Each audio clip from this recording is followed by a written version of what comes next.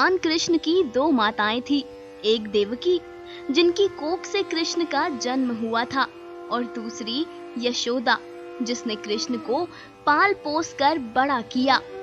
यशोदा ने कान्हा को जन्म तो नहीं दिया, लेकिन जब जब कान्हा के माता पिता की बात होती है तब तब देवकी वासुदेव से पहले नंद यशोदा का नाम लिया जाता है। कान्हा को नंदलला कहा जाता है। लेकिन क्या आपने कभी सोचा है कि यशोदा और नंद ही क्यों? कान्हा किसी और के घर पुत्र बनकर क्यों नहीं गए? आखिर ऐसे क्या बड़े पुण्य या महान तप किए थे यशोदा और नंद ने कि उन्हें कृष्ण के माता पिता बनने का परम सौभाग्य प्राप्त हुआ? असल में इसके पीछे की कथा गर्ग संहिता में लिखी हुई है।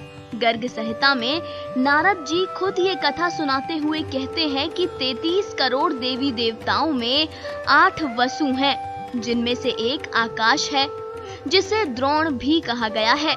उसकी एक पत्नी थी जिसका नाम धरा था। द्रोण और धरा इन दोनों की कोई संतान नहीं थी। दोनों ही भगवान विष्णु के परम भक्त। एक दिन दोनों को पुत्र की बड़ी अभिलाषा हुई। दोनों ने तय किया कि वो मंद्रांचल पर्वत पर जाकर कठोर तप करेंगे। दोनों ने ऐसा किया भी। दोनों मंद्रांचल पर्वत पर कठिन तप करने लगे। उस दौरान वो केवल फल और सूखे पत्ते चबाकर तपस्या करते। बाद में अपने तप को और कठिन करते हुए उन्होंने सिर्फ जल का ही सेवन किया। ना ही उन्होंने कोई फल खाया और ना ही कुछ और। बस दिन रात जल का सेवन करते हुए पति पत्नी तपस्या में लीन रहते। जब दोनों को लगा कि अब भी उनका तप सफल नहीं हो रहा है, तो उन्होंने जल ग्रहण करना भी छोड़ दिया। अब वो बिना कुछ खाए पिए तपस्या करने लगे। गर्ग संहिता कहती है कि इसी तरह दोनों ने 10 करोड़ वर्षों तक तप करके ब्रह्मा को प्रसन्न किया था। यहाँ गर्ग संहिता में लिखा हुआ है कि 10 करोड़ वर्ष तक तप करने के बाद उन्होंने ब्रह्मा को प्रसन्न किया और ब्रह्मा ने वहां आकर कहा कि मांगो, क्या वर मांगना है।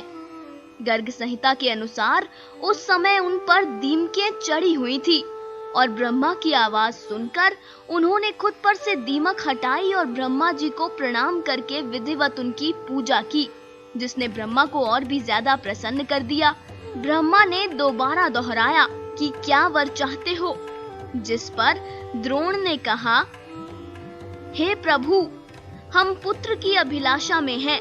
हमें ऐसा वर दे कि स्वयं विष्णु हमारे पुत्र कहलाएं, जिससे हमारी भक्ति विष्णु में सदैव बनी रहे। इसके अलावा हम दोनों तपस्वियों को कुछ नहीं चाहिए। दोनों की इस इच्छा का ब्रह्मा को पहले से ही अंदेशा था। इसी वजह से ब्रह्मा 10 वर्ष बाद जाकर उन पर प्रसन्न हुए थे। उनसे ब्रह्मा तब प्रसन्न हुए थे जब उनका उनके शरीर की 5 इंद्रियों पर मजबूती से काबू हो गया था। फलस्वरूप ब्रह्मा भी उन्हें वर देने ही आए थे। लिहाजा ब्रह्मा ने उन्हें कहा कि तुम लोगों ने मुझसे जो वर मांगा है वो अत्यंत दुर्लभ और कठिनाई से पूर्ण होने वाला है, इसीलिए तुम्हारी तपस्या भी बेहद कठिन थी। ब्रह्मा ने आगे कहा कि अगले जन्म में तुम्हारी अभिलाषा पूरी होगी। गर्ग संहिता में आगे नारद बताते हैं कि वो द्रोण और धरा ही थे जो अगले जन्म में नंद और यशोदा के नाम से विख्यात हुए। यानी गर्ग संहिता के अनुसार ब्रह्मा की वाणी को पूरा करने के लिए ही कृष्ण रूपी विष्णु मथुरा से व्रज में पधारे थे।